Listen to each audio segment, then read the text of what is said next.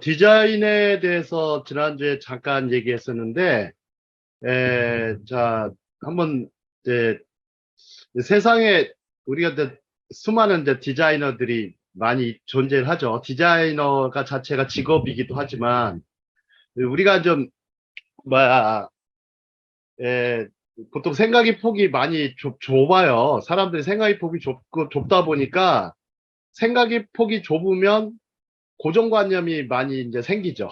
생각의 폭이 좁으면 고정관념이 많이 생깁니다. 그러니까 생각의 폭을 좀 넓히면 고정관념도 자연스럽게 유연해지게 되기 때문에 자, 한번 보시죠. 디자인의 새로운 정의. 자, 저 위에 제목을 뭐라고 썼냐면 효용과 의미가 합쳐진 하이 컨셉이라고 이렇게 해놨어요. 효용과 의미가 합쳐진 하이 컨셉. 효용을 영어로 utility라고 합니다. utility. utility인데 효용이라는 것은 반드시 이용 가치가 높아야 돼요. 이용 가치가 굉장히 높아야 돼요. 그래야 쓸모가 있어야 된다는 뜻이에요. 쓸모가 있어야 돼요. 자, 한번 보시죠. 자, 1번에 보시면, 1번에 보시면, 자, 요즘 막 물질적 번역, 막 기술적 발전으로 예전보다 더 좋은 디자인을 접할 기회가 많아졌습니다.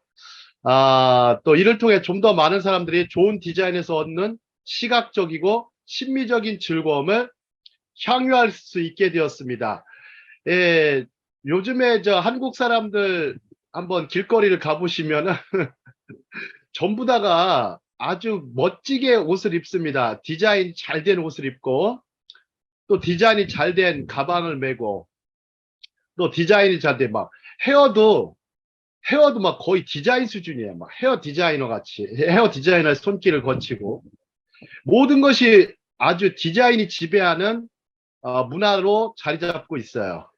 그래서 디자인이 별로다 그러면 아무리 그 물건이 품질이 우수해도 구입하려고 잘 하지 않습니다.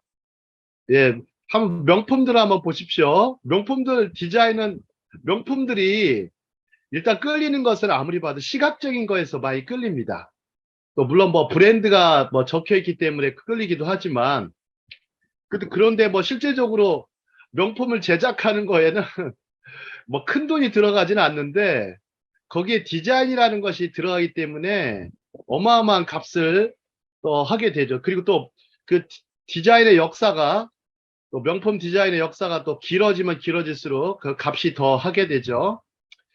자, 두 번째 보죠. 물질적 풍요의 시대의 디자인은 차별화의 수단이자 새로운 시장을 창조한다는 의미에서 현대 비즈니스의 주요 요소가 되었습니다. 자, 디자인이 이제는 차별화의 수단이에요. 그래서 새로운 시장을 만드는 거. 자, 기존의 시장이 있는데 제품 시장은 꼭 한정되어 있어요. 반드시 한정되어 있어요. 자, 그 다음에 또 하나가 근데 이제 비즈니스 확장성의 중요한 개념 하나가 디자인입니다. 이제는. 그래서 그렇다면 우리의 생각도 디자인해야 한다. 이름하여 그걸 뭐라고 했죠? 디자인 싱킹이라고 그랬어요. 71쪽. 디자인 싱킹. 자. 자, 그러면 한번 생각해 보시죠. 우리 생각을 디자인한다. 생각을 디자인한다. 자, 이런 게 어떤 말일까? 우리 김영옥 권사님 지금 뭐 가방 디자이너 이렇게 하시잖아요. 예. 예. 제가 아는 분이 그 가방 디자이너인데요. 명품 가방을 디자인하세요. 이분이 이제 멘사 클럽에 들어갈 정도로 머리가 IQ가 엄청 좋습니다. 미국에서 유학을 했고요. 예. 보니까 패션 디자이너로 하다가 이제 직업적으로 이제 지금은 이제 명품 가방을 만드는 디자이너가 됐는데, 좀 생각도 보면 이제 이 디자인 하실 때 주로 어떤 생각이나 어떤 관념을 갖고 하셔야 되잖아요. 예. 자, 그러면 예를 들어서, 어떻게 만들어야 되겠다는 그런 어떤 이미지네이션이 있어야 될 것 같은데요. 좀 어떠세요? 좀 이미지네이션 상상력이 필요하지 않으세요? 가방 예. 하실 때?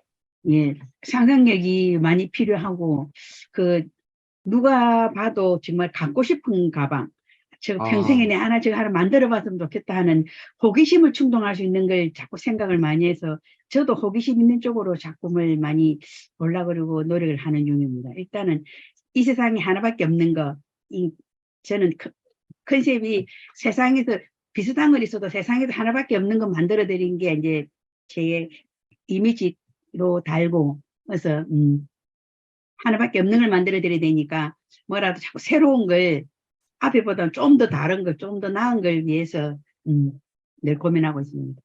네.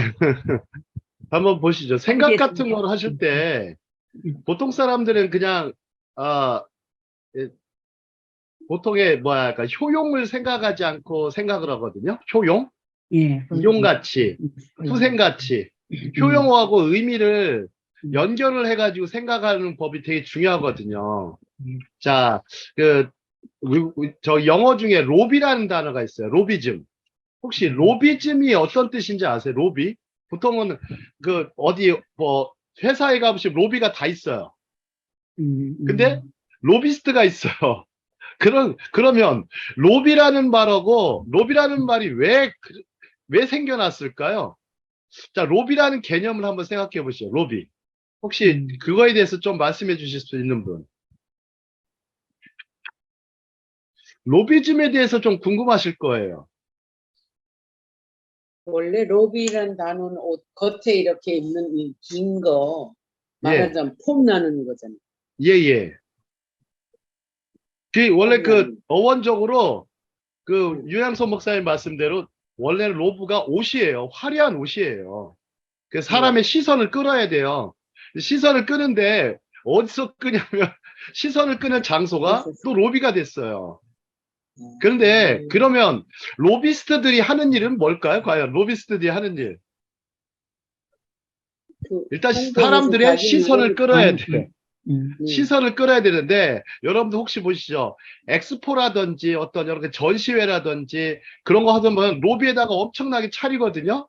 자, 그런 걸 잘 보면 그 로비스트들이 하는 일은 뭐냐면 반드시 어떤 시장성을 갖고 효용과 연결을 해요. 효용과 연결을 해요. 자, 한번 보시죠. 교회에서도요, 우리가 보면은 예배 장소가 굉장히 중요할 것 같죠? 그죠? 하지만 저는 네. 제일 중요한 장소가 로비라고 생각합니다. 로비를 어떻게 꾸미느냐에 따라서 사람들의 반응이 달라요. 굉장히 달라요. 로비를 어떻게 꾸미느냐에 따라서. 한번 구상해 보시죠. 예를 들어서 예배실을 뭐 멋있게 뭐 이렇게 성전을 멋있게 이렇게 구상하시는 것도 중요하지만 로비를 어떻게 할 거냐에 따라서 되게 다르거든요. 자, 그러면 성도들이 로비스트로 만든다 이런 얘기는 뭐냐면 기존의 성도들이 이제 로비스트로 만들려면 일단은 정말 그 괜찮은 의상도 입어야 되겠지만 항상 그런 어떤 예, 그 손님을 맞이할 때 혹은 성도들을 맞이할 때부터 시작을 해서 일종의 이 서비스가 들어가는 개념도 필요하지만 로비스트는요 뭐가 무슨 개념이냐면 기업에서 말하는 로비즘은 어떤 것에 대해서 돈으로 연결할 수 있는 능력이에요. 돈으로 연결할 수 있는 즉 비즈니스로 연결할 수 있는 능력을 말해요. 그래서 처음 입구에서부터 굉장히 아주 상대방으로 하여금 그러니까 굉장히 사람들이 끌리게 만들죠.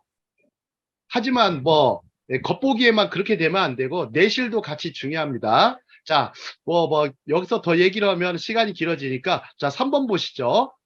좀 더 많은 사람들이 디자인 감수성, 이제는 디자인 감수성을 개발하면서 점점 더 궁극적인 목적, 자, 디자인이 세상을 바꾼다고 하죠. 세상을 변화시켜 나가는 것이다. 자, 디자인을 전개해 나갈 것이다. 자, 한번 생각해 보시죠.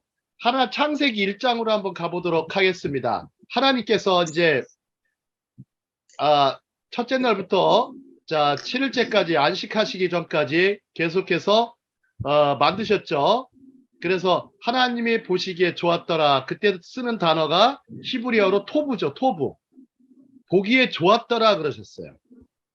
하나님이 말씀하시는데 그 대목이 있어요. 그냥 좋았다라고 하는 게 아니고 보기에 좋았더라 그러셨어요.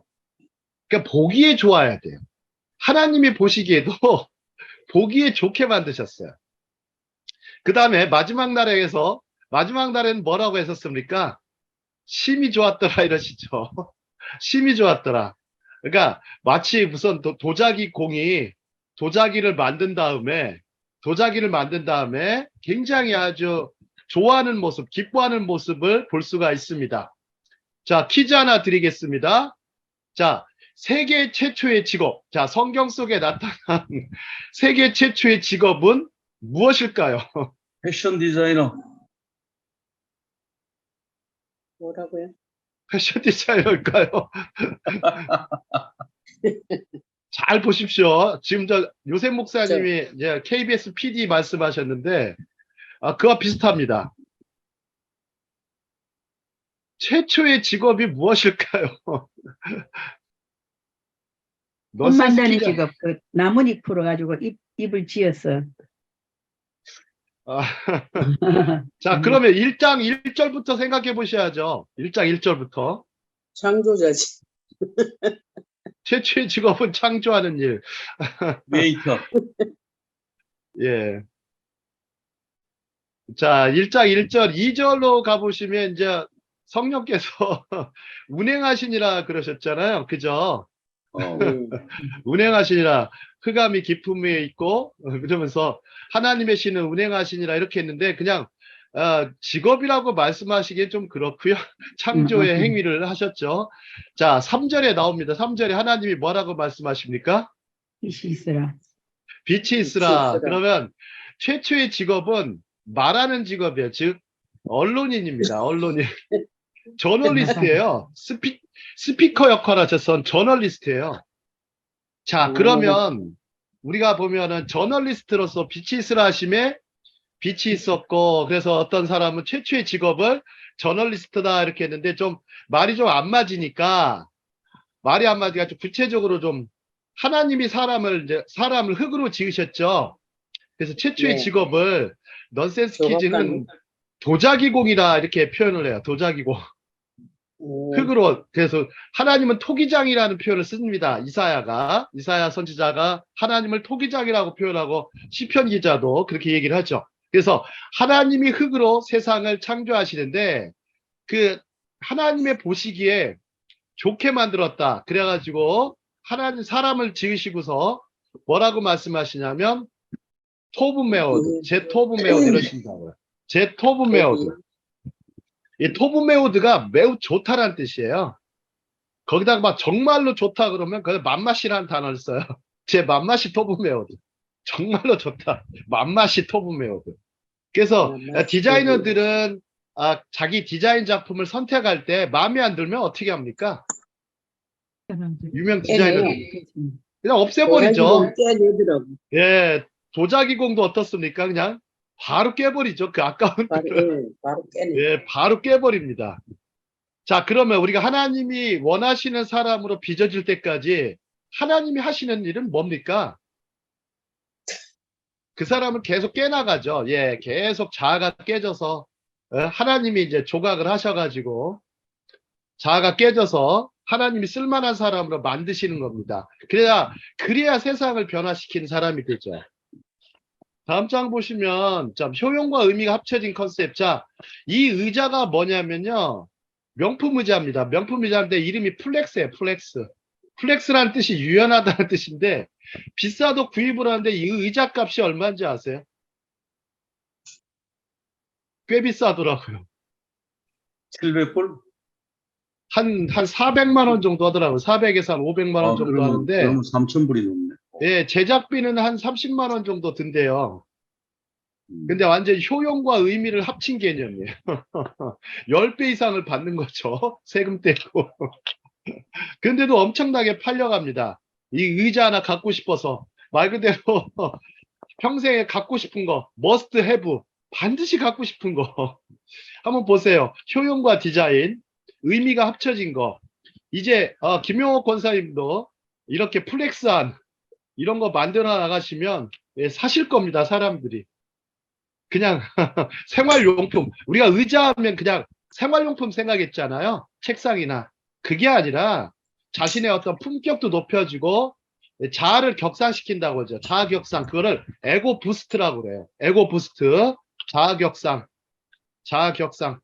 혹시 한번 이 비싼 옷 입어보시면 어떠세요? 우리 윤양수 목사님. 비싼 옷. 아까 로브 말씀하셨는데.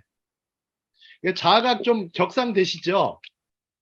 그렇죠. 예, 업돼 예. 기분도 업되고 그러면 싼 옷을 입으시면 자아가 또 떨어지시나요? 그렇지 않고 옷에 대해서 막 함부로 하지.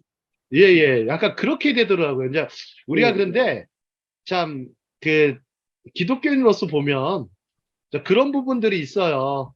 그런 부분들이 좀 있는데, 예, 참 명품 옷도 걸쳐보고요. 싼 옷도 걸쳐보고, 싼 음식도 먹어보고, 비싼 음식도 먹어보면서 조금 즐긴다라는 개념으로 사셨으면 좋겠습니다. 자, 다음 장 보시죠. 자, 다음 장은 이제 스토리인데요. 소비자를 움직이는 제3의 감성이라고 그랬어요. 제가 이제 표현들이 참 멋있죠. 스토리가, 자, 스토리. 자, 인지과학자 로저 생크라는 사람이 있는데요. 이 사람이 사실상 AI를 만들었다고 해도 과언이 아니에요. AI 초창기의 멤버입니다. 아주 대단한 학자죠. 로저 생크는 인지과학이죠. 자, 인간은 한번 읽어보도록 하겠습니다. 시작. 인간은 선천적으로 논리를 이해하는데 이상적이지 않다. 인간은 선천적으로 스토리를 이해하도록 만들어져 있다. 한번 생각해 보시죠. 스토리를 이해하도록 만들어져 있다. 자, 제가 자주 얘기하는 게 중에 하나가 예수님처럼 설교해야 된다 얘기를 자주 하고 있습니다. 예수님은 참 스토리를 잘 엮으셔서 아주 뭐 비유를 잘 말씀해 주셔서 삼척동자도 알아듣기 쉽게 했죠. 삼척동자도 알아듣기 쉽습니다. 근데 제가 어떤 설교를 들어보면 저도 박사까지 했는데도 못 알아먹는 말들이 참 많습니다. 참 저건 무슨 말일까? 그리고 또 한편으로 그런 생각합니다. 한번 논리적으로 신학적으로도 생각을 하죠. 하지만 그렇게 생각하면서 들으면요. 은혜가 하도 안 돼요. 은혜가 되지 않습니다. 은혜가 되질 않아요. 자, 그럼 은혜가 되게 하려면 어떻게 되냐면 말 그대로 스토리를 아이들이 알아듣게. 그럼 아이들을 보세요. 아이들을 보면 자, 재미있게 아주 드라마틱하게 이야기하는 사람들의 말을 쏙쏙 듣습니다. 쏙쏙 듣습니다. 그러니까 우리가 진리의 말씀을 전달할 때 귀에 쏙쏙 들릴 수 있도록 해야 되겠죠. 자, 프로 작가 아슬러 루이 퀸이라는 사람은 있었습니다. 한번 이 부분도 읽어보시죠. 수레바퀴가 시작. 수레바퀴가 없이도 훌륭했던 사회는 존재했다. 그러나 스토리가 없었던 사회는 존재하지 않았다. 인류 최초의 문명은 수메르 문명이라고 말을 합니다. 그 책을 수메르에 대한 책을 보니까 수메르에는 스토리가 존재했다 이런 표현이 있어요. 수많은 이야기들을 많이 만들어내죠.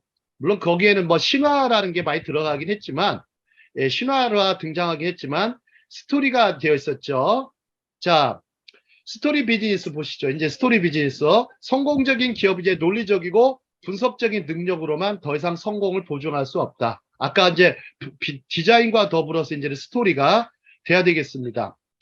자, 이제는 교육기관들도 가르치는 학교도 아주 스토리에 입각해서 학생들을 가르쳐야 됩니다. 자, 그리고 학생들의 이야기를 들어봐야 됩니다. 자, 가정의학자 하워드 브로디라는 사람은 있어요. 환자를 치료하고 병을 고치는 의사의 능력은 환자의 스토리를 정확히 이해하는 데서 비롯된다. 만약 그렇게 하지 못한 의사는 한 손으로 뒷짐진 채 남은 한 손으로만 일하는 거와 마찬가지다. 그래서 환자의 이야기를 충분히 들어주는 거 굉장히 중요합니다. 자, 다음 장 보시죠. 다음 장 보시면 이제 스토리가 모이면 뭐가 된다고요? 히스토리. 히스토리만 된다. 히스토리가 되어가죠. 자, 중간에 보도록 하겠습니다. 시간 관계상. 자, 지금 시대 책을 읽지 않는 시대가 왔습니다. 심지어 신문도 읽지 않는 시대가 왔죠. 더 심각해진 것이 그것은요. 더 무서운 것은 시집도 읽지 않는 시대. 즉 죽은 시인의 사회에 우리 살아가고 있습니다. 죽은 시인의 사회. 하지만 여전히 우리는 읽는 것이라는 본질은 버릴 수가 없어요. 무엇을 하든 다 읽죠. 우리 저 지하철 한번 보세요. 전철 타면 대부분 다 뭐예요? 앉아가지고 휴대폰만 하더라도 읽는 행위는 버리지는 않죠. 예, 지하철에 가면 저만 책을 읽고 있어요. 저만. 저만 책을 읽고 있어가지고 저가 좀 이상한 것 같아요. 그래서 책을 읽다 말고 이제 휴대폰 보게 되는데, 휴대폰을 보거나 아니면 바깥 풍경을 좀 보는 편입니다. 되도록이면 휴대폰은 안 보고요. 바깥 풍경을 보는데, 한번 보시죠. 자, 읽는 것이란 본질 한번 보시죠. 사람을 읽고 시대를 읽고 세상을 읽어 나가려면 부지런히 읽고 쓰는 일에 힘써야 한다. 스토리의 힘, 문필의 힘, 말의 힘은 강하다는 것을 우리는 알아야 한다. 자, 한번 보시죠. 자꾸만 물질 중심 사회가 팽배해지는 시대에 우리는 여전히 정신 중심 사고의 전환을 모색하는 노력을 기울여야 한다. 그래야 살아남는다. 이거는 정신 중심 사고 여전히 아직도 갖고 있어야 됩니다. 여러분들 기술 문명이 발달하면 기술 어떻게 생각하세요? 우리 기술 참 좋죠. 자, 스마트폰 참 좋습니다. 자, 근데 스마트폰을 들고 다니면서 마치 뭐처럼 들고 다닙니까? 뭐처럼 걸어 다니죠? 혹시 IT에서 만든 부두교에 나오는 이상한 인간 있죠? 그걸 뭐라고 그러죠? 좀비? 좀비라고 합니다. 그러면 스마트폰을 들고 다니는 좀비를 뭐라고 그래요? 맞춰보세요. 신조어입니다. 스몬비. 예, 스몬비입니다. 스몬비. 한번 생각해 보세요. 다른 사람이 나를요, 스몬비라고 놀리면 어떨 것 같으세요? 너는 좀비야. 이렇게 하면요. 어떠세요? 좀 기분이. 저 상당히 기분 나쁘던데.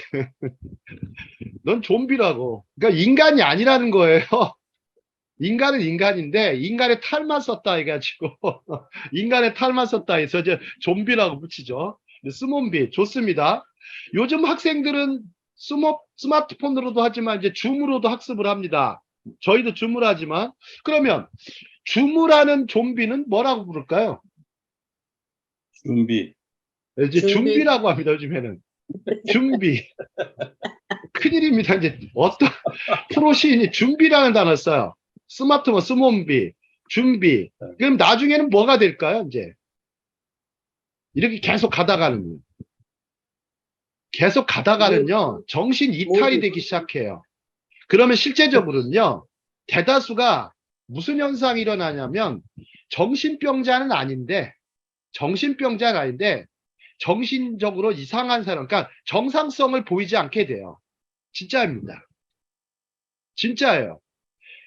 폭력적인 영화를 많이 본 사람들은 물론 뭐 다 지나친 일반화할 수 있지만 어려서부터 많이 보게 되면 폭력적으로 변해가요. 자꾸 이제 그렇게 됩니다. 자, 한번 보시죠. 자, 벼가 익으면 어떻게 되죠? 벼가 익으면 고개 숙임. 고개를 숙인다 그랬어요.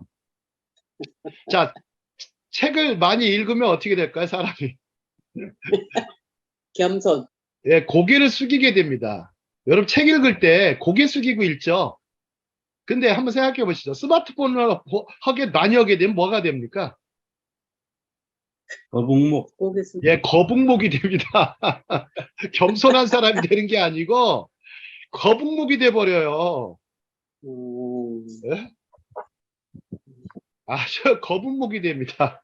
여러분 뭐 겸손한 사람이 된다는 게 쉬운 게 아니죠. 요즘에 최고로 뜨는 리더십, 제가 이제 가끔 이제 리더십 특강도 하는데 특강을 부탁을 했어요. 어떤 분이 특강을 부탁해서 지난 5월 달인가 잠시 리더십 특강을 했는데 워낙 뭐 제가 전공한 부분이기도 해서 했지만 아니 세상에 수많은 리더십 이론이 있잖아요.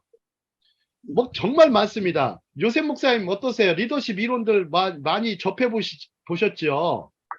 옛날에 정말. 그냥 별의별 리더십이 다 존재합니다.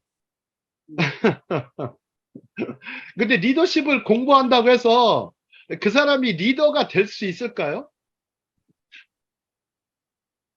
공부해가 리더는 안 돼도 말은 리더십을 공부 안 해도요, 리더가 될 수 있어요. 예.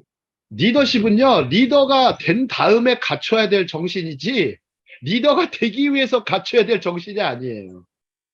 리더가 된 다음에, 한번 보세요. 배를 이끌어가는 사람은 누굽니까? 선장. 선장이죠. 선장이 한마디 하면 다 끌고 가잖아요. 자, 말을 이끌어가는 사람은 마부죠. 마부를 영어로 코치라고 그러죠. 코치. 코치. 그래서 마부하고, 그래서 캡틴이라는 사람 쓰죠. 선장을. 그래서 캡틴 리더십, 그래서 코칭 리더십, 이렇게 갖다 붙이는 건데요. 근데 제가 아무리 연구를 해도 리더십에서 가장 중요한 게 뭔가 고민을 많이 해봤습니다. 그래서 5월 달에 강의할 때 제가 아무리 봐도 겸손인 것 같습니다. 사람들이 따르려면, 사람들을 끌고 가려면 무식한 히틀러 같은 그런 어떤 독재자의 히틀러 같은 그런 카리스마도 필요하겠지만, 결국에는 히틀러는 세상에서 가장 악령 높은 리더가 됐죠. 자, 우리가 선한 리더. 자, 예수님의 그 정신이죠. 그래서 나는 온유하고 겸손하니. 그래서 온유 리더십이나 겸손 리더십으로 가지 않으면 안 되는 것 같다는 결론을 내렸어요. 그래서 저는 이제 다음에 한번 강의를 하게 되면 뭐 온유 리더십이라는 새로운 온유 리더십이라는 단어를 써요. 그게 이제 이 지상에서 가장 온유한 자를 누구라고 그랬어요? 성서에서 모세라고 하죠. 그죠? 모세라고 하죠. 자, 그럼 율법, 이분이 이제 모세의 오경 율법을 정했는데, 그러면 율법 자체의 성격이 어때야 된다는 거예요? 기본적으로 온유해야 됩니다. 사람을 품을 줄 알아야 돼요. 사람을 품을 줄 알아야 돼요. 그래서 그 온유하고 겸손한 리더십이 아니면 절대 우리가 율법이라는 것을 자꾸 말할 때는 율법을 격화시키고 율법을 자꾸 뭐 은혜 아래 물론 은혜 아래 있습니다. 은혜 아래 있지만 율법의 그 기본적인 성격이 온유해야 된다는 거. 굉장히 하나님의 성품에 가까운 법이라는 거죠. 자, 다음 장 보시죠. 다음 장 보시면, 자, 스토리 비즈니스 시대에 스토리가 세상을 움직인다 했어요. 또 한 장 더 가보겠습니다. 자, 이제는 조화라는 단어를 한번 보겠습니다. 자, 디자인이 있었고, 이제는 스토리가 있었고, 또 하나가 경계를 넘나드는 창의성의 원천이에요. 우리가 좋아하면 어떤 뭐 하모니를 자꾸 생각하시고 그러시긴 하는데, 자, 개념적으로 한번 생각해 보시죠. 조화라는 것을 단어로 뭐라고 했냐면 영어 사전을 보니까 이렇게 써 있어요. 통일된 전체로서 종합적으로 고차원의 효과를 발휘하는 현상이래요. 말이 어렵죠. 참 외국어가 대단한 것 같아요. 한국의 사전에는 이렇게 안 나오거든요. 한국 사전에는. 자, 한국 사전에 이렇게 안 나오고 영어의 웹스터 사전에 보니까 통일된 전체로서 종합적으로 고차원의 효과를 발휘하는 현상이에요. 우리가 조화라는 단어 쓰면 논어에 나오는 단어가 있죠. 화의부동이 떠오르실 거예요. 화의부동. 남과 그냥 화목하게 지내는 거. 그것만 생각하세요. 그러니까 약간 감성적인 거죠. 하지만 이 조화라는 단어가 그렇게 만만하지 않다라는 거를 전 볼 수가 있었습니다. 자, 고차원의 효과라고 그랬어요. 그러면 고차원으로 가려면 저차원에서 고차원을 가려면 경계를 넘어서야 돼요. 경계를 넘어서려면 창의성이 필요한 거죠. 근데 그거를 조화라는 단어를 써요. 자, 다음 장 보시죠. 조화 한번 보시죠. 그림 그리기를 할 때 주변과의 조화가 굉장히 중요하거든요. 자, 주변과의 이 관계를 그래서 관계를 살피는 능력이 조화예요. 조화인데, 자, 한번 보시죠. 조화를 이루는 능력을 이해하고 개발하기 위해 가장 좋은 방법 중 하나가 바로 그림 그리기예요. 한번 그림을 한번 그려보시죠. 여러분들 그림 그리는 것은 화가만 한다고 생각하는데 그림을 가장 많이 그리는 사람들은 누굽니까? 아이들이에요. 아이들은 그냥 계속 그립니다. 계속 그려요. 제 첫째 딸내미가 얼마나 그림을 그리는지 화첩을 다 그리더라고요. 화첩에 한 30장 되는 화첩을요. 몇 시간 동안 앉아가지고 밥도 안 먹고 그리더라고요.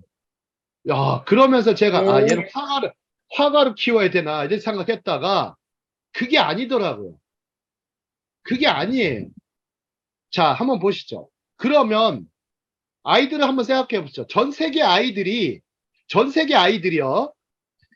가장 공통점이 있대요. 그리기한테.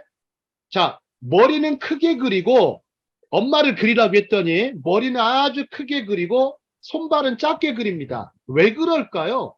왜 머리는 크게 그리고 손발은 작게 그릴까요? 아이들의 아동 심리학입니다.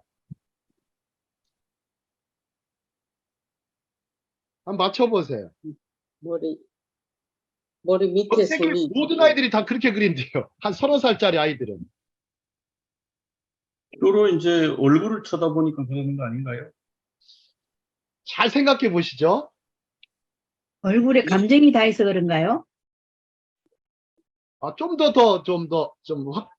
그러니까 말로 하니까 말을 많이 아니에요. 사람 얼굴을 한번 생각해 보세요. 얼굴 눈도 생각해 여러 보면 가지가 답이 쉽게 있죠. 나와요. 얼굴엔 여러 있고. 가지가 있잖아요. 눈. 예, 얼굴이 좌우 예. 대칭으로 조화가 탁 되니까. 예, 맞습니다. 아이들이요. 얼굴을 크게 그리는 이유가 채워야 될 부분이 있어서 그래요. 예. 근데 아이들이 보면은 작게 그리는 애들이 없어요. 정밀 묘사를 못 한다고 아이들은. 그러니까 어떻게 되냐면 얼굴을 채워야 되니까 막 눈썹도 그리고 눈도 그리고 코도 그리고 입도 그리고 귀도 넣어야 되니까 머리를 크게 그려놓는 거 아이들이. 그리고서 그거를 막 보면은 자세히 보세요. 얼굴을 굉장히 조화롭게 그리려고 애를 노력을 많이 씁니다. 근데 그런 그림을 막 몇십 장을 그려요. 근데 제가 이제 와이프가 이제 그걸 버리려고 하니까 아이의 작품을 버리는 사람은 이거는 나쁜 엄마라고 내가 그랬어요. 이건 나쁜 엄마라고. 내가 나쁜 엄마 사진은 안 버리면서 제가 사진 버리라고 하거든 차라리. 버리려면 사진 버려라. 휴대폰 사진은 다 그냥 버리잖아요. 그렇게 찍어놓고 다 버리고. 아이가 그린 거에는. 그래서 저는 이제 하나도 안 버리고 제가 숨겨놨죠. 꼭꼭 숨겨놨죠. 자물쇠까지 채워가지고. 자, 그러니까 한번 생각해 보시죠. 자, 그림은 사람들 좌뇌적으로 그릴까요? 아니면 우뇌적으로 그릴까요? 자, 보통 화가들은요, 기술이 생기면 자꾸만 좌뇌적으로 그리려고 그래요. 기술을 이용해가지고. 사실적으로 묘사하거나 좀 특이하게 하죠. 근데 보통 조화라고 부르는 재능은요, 작은 조각들을 결합하는 능력이에요. 분석보다는요, 종합하는 능력이고, 다른 것, 이종 간의 관계를 발견하는 능력. 이걸 이종교배라고 하잖아요. 이종교배. 그래서 대학을 마치고 회사에 들어가다 보면 가장 중요한 능력이 바로 다른 이들과 조화를 이루는 것. 즉, 인간관계력이죠. 아니, 그 사람이 하버드 나오면 뭐 할 거예요? 관계력이 엉망이면 어떻습니까? 근데 하버드 사람들도 굉장히 아주 관계를 굉장히 중시 여겨요. 굉장히 중시 여겨요. 자, 편협하고 좁은 사고방식을 멀리하는 조화도 능력이고 재능이에요. 그러니까 여러분 보세요. 조화도요, 관계도 능력이고 재능이에요. 정말입니다. 관계 지능이라는 게 없어요. 인간의 머릿속에는. 진짜요. 관계 지능도 하나 만들어야 된다고 봐요. 저는. 관계 지능. 어때서요? 관계 지능, 인간관계, 관계력 지수라는 게 있긴 하죠. 떨어지는 사람들 한번 보세요. 특징들 한번 보세요. 어떻습니까? 특징이. 관계력이 떨어지는 사람들 특징. 공감 능력이. 예. 편협하고 좁은 사고방식에 젖어 있어요. 그럼 한번 보세요. 좌파가 옳습니까? 우파가 옳습니까?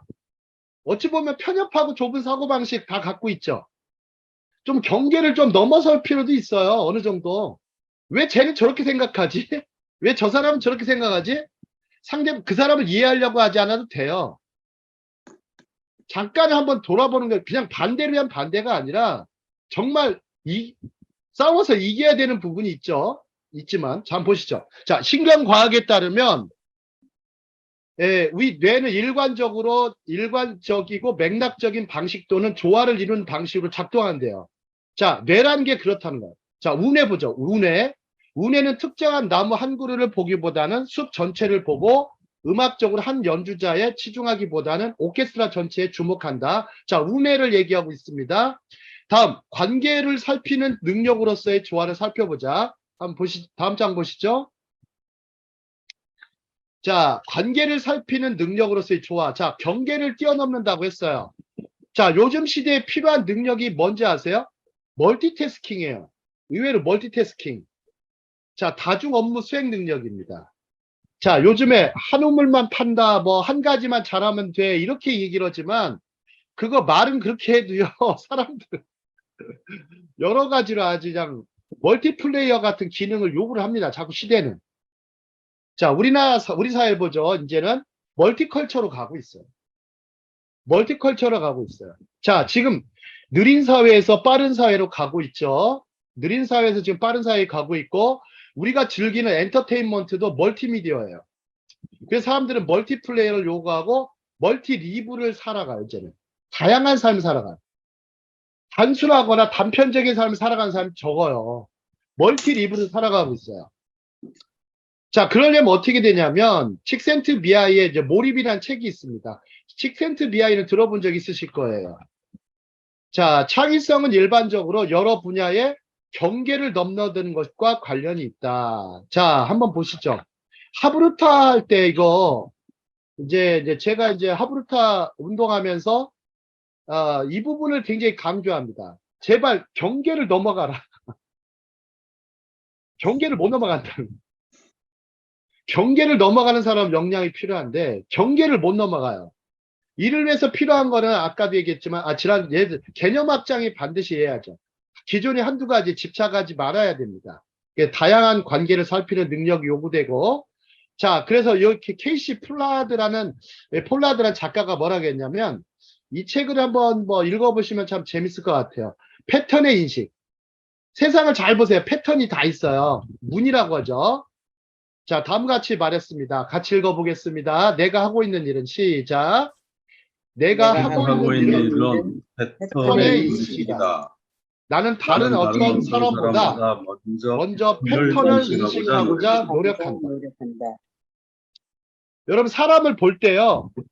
자, 이거 한번 머릿속에 한번 먼저 프레임을 맞으면 프레이밍을 한번 해보세요. 먼저 이것부터 프레이밍. 만날 때 패턴을 인식하려고 노력한다.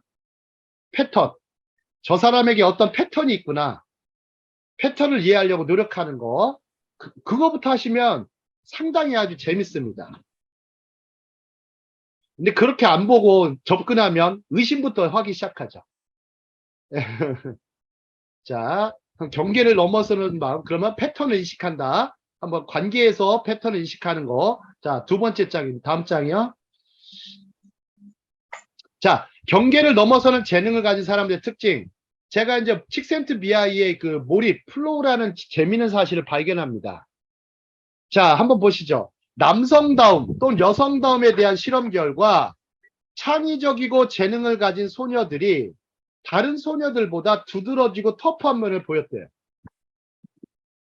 뭐 여자가 남자가 됐다는 개념이 아니에요. 약간 걸크러쉬라고 들어보셨죠? 걸크러쉬. 걸크러쉬 한번 보시죠. 보통 이제 예를 들어서 버스 기사분 중에 여성분들이 참 많아요. 요즘에. 그런 분들이 아까 보면 보통 우리 전통적으로 버스는 남자가 운전해? 그러다가 요즘은 뭐 버스 기사들 여자분들도 있죠. 약간 딱 터프한 면이 좀 있어요. 근데 더 심각하신 분 어떤 분이죠? 트럭 모시는 분 있어요. 트럭. 더 심각한 여자분은 탱크 모시는 분 있어요. 탱크 모시는 분. 탱크, 장갑차 막 이거 몰아요.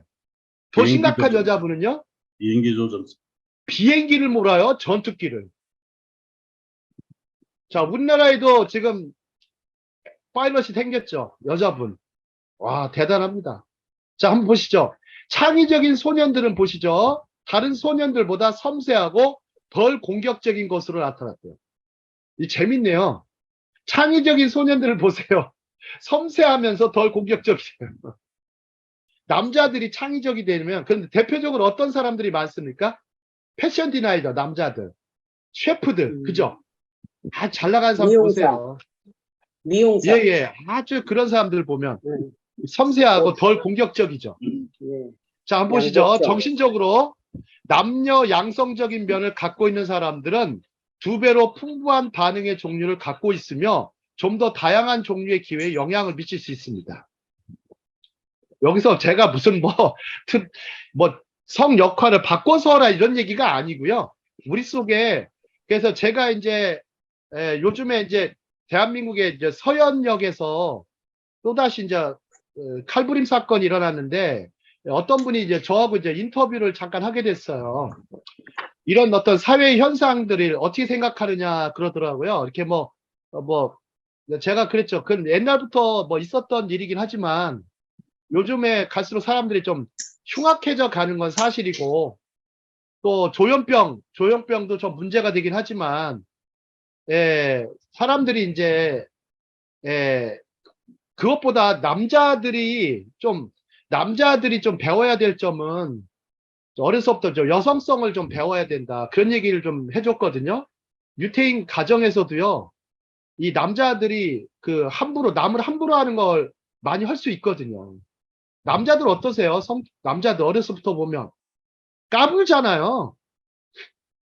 까부는데 남자들 제법 보세요. 정말 까불거든요.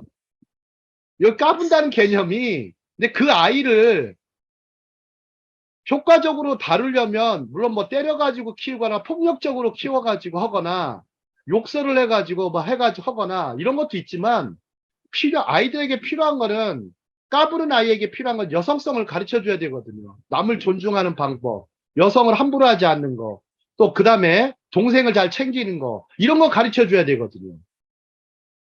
그렇지 않습니까?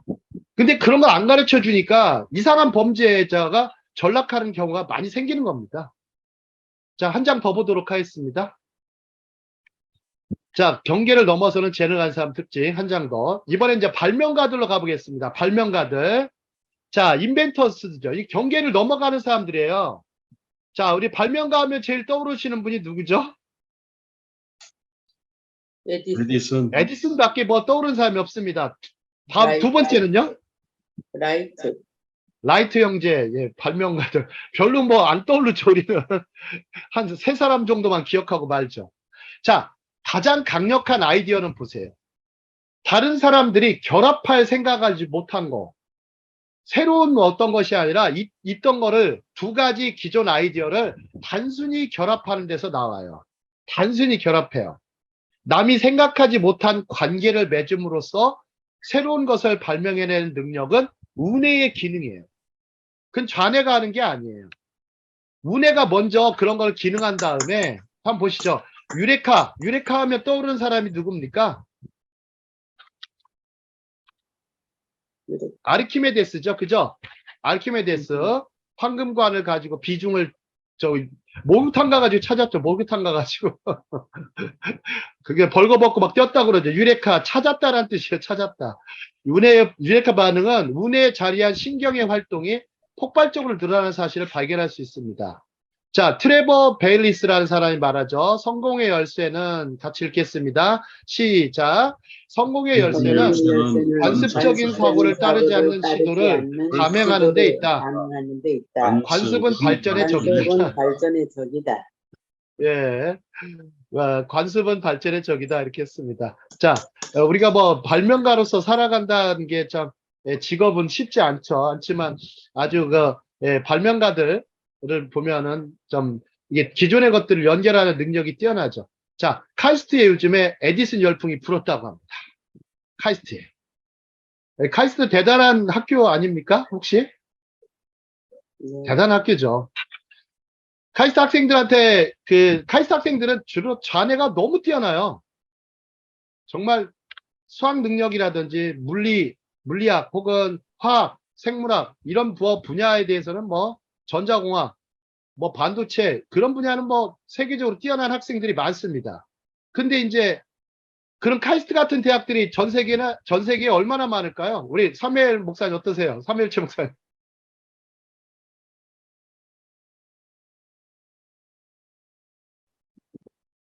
2% 이내겠죠. 전 세계에 어마어마하게 많은 건 아니지만, 예, 전 세계 예, 정근보 박사님이 이제 카이스트를 세우셨죠. 정근보 박사님, 핵물리학자, 정근보. 물리학자로서 아주 뛰어나신 분이시죠. 예, 정근보 박사님 말씀을 들어보니까, 정근보 박사님이 장로님 출신이시잖아요. 예, 그리고 뭐 나중에 뭐 대통령 뭐 후보까지 하셨지만, 이제 호서대학교, 제가 이제 호서대학교를 가끔 방문할 때, 이제 정 박사님 한번 잠깐 몇 번 뵌 적이 있는데, 네, 그분이 말씀하시는 게 그래요. 자꾸만 학생들이 너무나 이제 좌뇌적 사고가 너무 강하니까 우뇌적 사고가 너무 약하다. 이렇게 가장 많이 지적을 하셨어요. 카이스트 학생들이, 특히 가진 학생들. 우뇌적 사고가 너무 적으니까, 그래서 카이스트에 뭐가 필요하냐고 얘기하시더라고요. 그래서 저는 이제 일단 카이스트에 철학을 많이 좀 공부할 수 있도록 하고, 시를 좀 읽게 하고, 그 다음에 음악, 철학, 시, 음악, 문학. 그다음 미술도 좀 하게 해서 서로 이렇게 연결을 해가지고 어떤 새로운 과학이 아니라 더 뛰어난 과학을 했으면 좋겠다고 이렇게 말씀드렸더니, 아유, 정 박사님이, 참, 내가 들은 말 중에서 최고 또 좋은 말이었다고. 더 뛰어난 과학을 하라고. 더 뛰어난 과학. 그게 좋지 않아요. 과학자가 정말. 자, 이 에디슨이 그런 사람이죠. 에디슨은 어머니를 통해서 먼저 아주 중요한 거를 많이 배웠죠. 세상을 변화시키는 리더가 되라 이렇게도 말을 들었지만, 기존의 것들과 다른 것들을 서로 연결하고 새로운 무엇인가를 발견하고 발명하는 능력의 중요성을 인지하기 시작하고 있습니다. 카이스트 학생들이. 그래서 카이스트 학생들이 한때 너무나 자살도 많이 했어요. 카이스트 학생 자살도 많이 했습니다. 그만큼 감성이라든지 혹은 인성적인 면에서 충전이나 충족이 안 되고 변화가 안 됐기 때문에 생기는 문제였죠. 그냥 공부하는 기계처럼 전락한 아이들이 이렇게 어느 정도 공부 외에도 필요한 것들이 얼마나 많은가. 품성, 굉장히 중요한 품성도 같이 길러야 되는 거. 그게 중요하잖아요. 예, 중요하잖아요. 자, 오늘 강의는 여기까지 하도록 하겠습니다. 네.